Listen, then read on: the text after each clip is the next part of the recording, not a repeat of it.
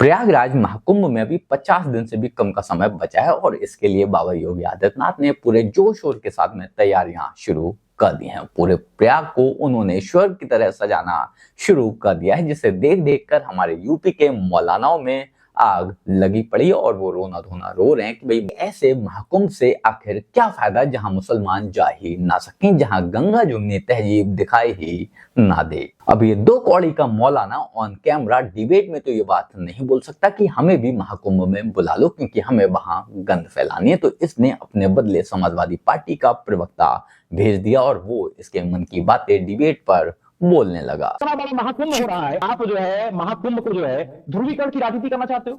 आप बताओ, धर्म की बात वहां कर रहे हो कि नहीं, मुसलमानों की नॉमिनेटी रहेगी बीजेपी, और संत की बात आप कर रहे हो तो संत का हृदय जो है निर्मल और जो है शीतल होता है। जो लोग बार बार ये कहते थे कि क्या मंदिर बन जाने से, क्या मंदिर से रोजगार मिलेगा, वही लोग कह रहे हैं कि कुंभ में हमें दुकान क्यों नहीं लगाने दे रहे। क्यों लगाना चाहते हो दुकान? जब वहां कुछ है ही नहीं तो क्यों लगाना चाहते हो दुकान? वहां समोसे की दुकान के लिए क्यों प्राण दिए हो कि हमें दुकान खुलवा दो समोसे की? क्यों भाई? काय बेचोगे कचौड़ी? आप लखनऊ में बेच लो।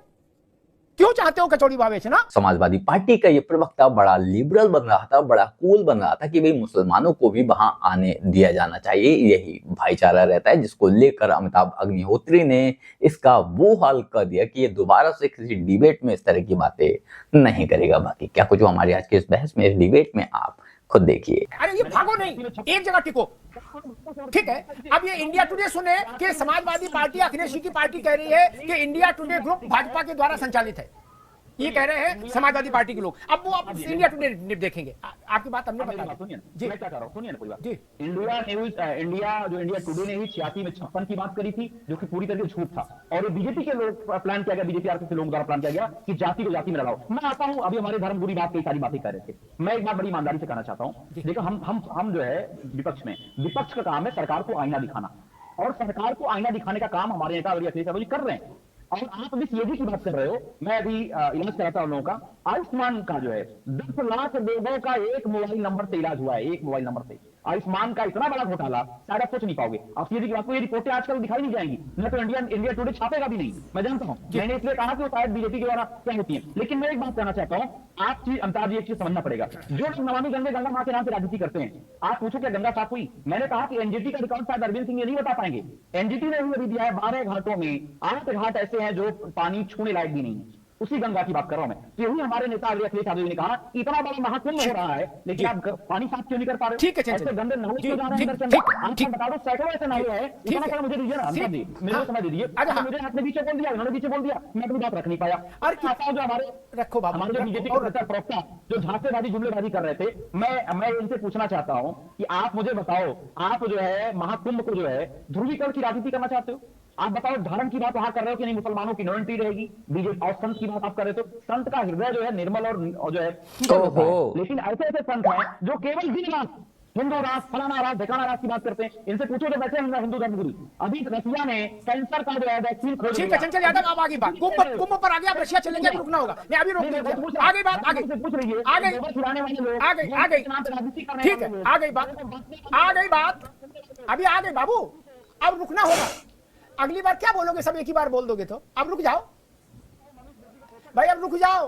अरे दादा अब रुक जाओ भाई, अभी नहीं आएंगे ना, अभी नहीं आएंगे। अब चंचल थोड़ा पानी पे धैर्य रखो।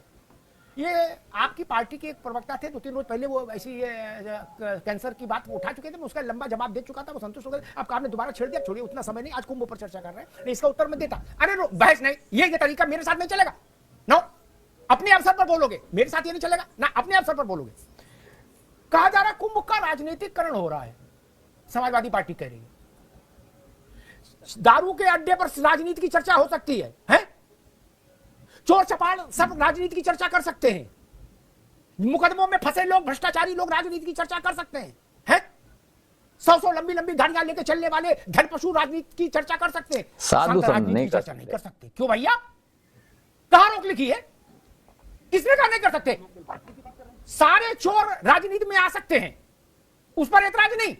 बोले संत बात भी नहीं करेंगे, संतों को बात करनी चाहिए।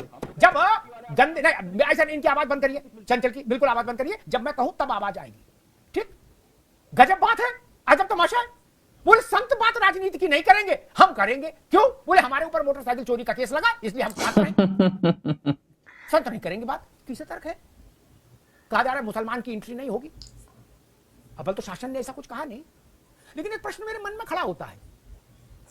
जो लोग बार बार ये कहते हैं, आचार्य जी आप भी इस पर गौर करना, जो लोग बार बार ये कहते थे कि क्या मंदिर बन जाने से, क्या मंदिर से रोजगार मिलेगा, वही लोग कह रहे हैं कि कुंभ में हमें दुकान क्यों नहीं लगाने दे रहे। क्यों लगानी है तो दुकान? नहीं चलेगा। क्यों लगाना चाहते हो दुकान? जब वहां कुछ है ही नहीं तो क्यों लगाना चाहते हो दुकान? वहां समोसे की दुकान के लिए क्यों प्राण दिए हो कि हमारी दुकान खुलवा दो समोसे की? क्यों? आप तो कहते थे इनमें कुछ रखा ही नहीं, इससे रोजगार मिलेगा। मैं काशी का विषय जब आया था, काशी का लोकार्पण हुआ था काशी कॉरिडोर का, तो समाजवादी पार्टी के एक विद्वान प्रवक्ता मेरे साथ थे, उन्होंने हमसे यही कहा कि इससे क्या होगा। तो फिर मैंने उनको 5 मिनट सब डिटेल बताया कि इससे क्या होगा, और आज भी पता लग रहा है क्या हो रहा है। 8 करोड़ लोग एक साल में गए। एक बनारस हिंदू यूनिवर्सिटी का एक आकलन कहता है एक व्यक्ति घर से घर तक 3,000 रुपए मिनिमम खर्च करता है। 8 करोड़ गुणे 3,000 एक साल में, पूरी अर्थव्यवस्था पूर्वांचल की घूम गई। ये ना समझ लोग अब ना एक ही टेप बजा रहे हैं, और इस बात के लिए प्राण भी दिए कि कचौड़ी की दुकान हमें वहां खुलवा दो प्रयागराज में, कुंभ में। क्यों भाई? काय बेचोगे कचौड़ी? आप लखनऊ में बेच लो। क्यों चाहते हो कचौड़ी वहां बेचना? आप तो कह रहे थे हिंदू धर्म से कुछ लेने देना नहीं, इससे व्यापार का कोई लेने देना नहीं। 45 करोड़ लोग हवा खा के आएंगे और हवा खा के चले जाएंगे। वो नासमझ लोग हैं जो कुंभ की अर्थव्यवस्था नहीं जानते। कुंभ की आज से नहीं, अनादिकाल से भारत की अर्थव्यवस्था में कुंभ का योगदान रहा है। और आज तो 45 करोड़ की आबादी जब कुंभ आएगी तो वो भारत के पूरे अर्थचक्र में एक गति पैदा करेगी, एक नई किस्म की वाइब्रेशन पैदा करेगी। दुनिया भर के जो बड़े कंपनियां हैं वो कुंभ के लिए वहां तैयारी कर रही, क्योंकि उनको पता है 45 करोड़ लोग यहाँ रहेंगे। और जो लोग कुंभ की आलोचना करते हैं वो भी इस जुगाड़ में लगे हैं कि कचौड़ी की दुकान किसी तरीके से ठेली एक लग जाए, हैं? और कह रहे अम्मा ये बात ठीक नहीं, आप हमको ठेली क्यों नहीं लगाने दे रहे? क्यों भाई? क्यों चाहते हैं आप ठेली लगाना? आपके लिए तो कुंभ है, तो ठेली लगाना क्यों चाह रहे हो?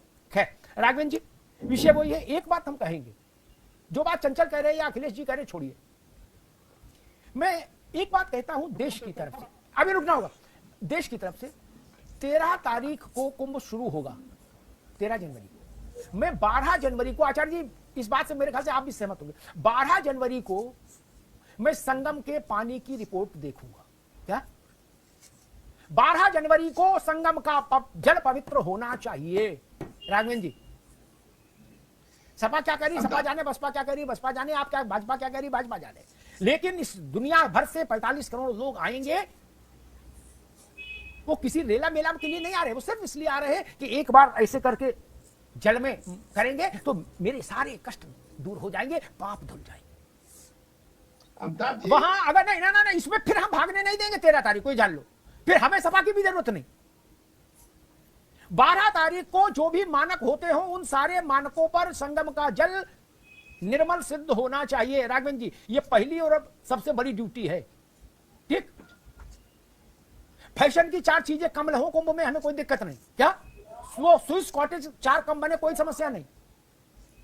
जल निर्मल होना चाहिए, यही मेरा मानना है। भले ही हमारा प्रयागराज थोड़ा कम सजे, भले ही प्रयागराज उतना ज्यादा स्वर्ग जैसा ना सज पाए जितना आप चाहते हैं, लेकिन हाँ, जल पवित्र होना चाहिए, जल स्वच्छ होना चाहिए, क्योंकि हम सभी वहां स्नान करने के लिए ही जाएंगे। हम सभी ज्यादातर हिंदू वहां उसी मकसद से जाएंगे, उसी इरादे से जाएंगे, इसलिए बस वहां पर किसी भी तरह का कॉम्प्रोमाइज नहीं चाहिए। बाकी मौलाना को निपटाने के लिए हम लोग हैं ही, हम लोग बैठे ही हैं, इनकी तो आपको चिंता करने की जरूरत ही नहीं है। बाकी आप लोग इस बारे में क्या सोचते हैं, कमेंट कर जरूर बताएं। जल्द मिलते हैं किसी नए वीडियो में नए टॉपिक के साथ, तब तक गुड बाय, नमस्कार, जय हिंद।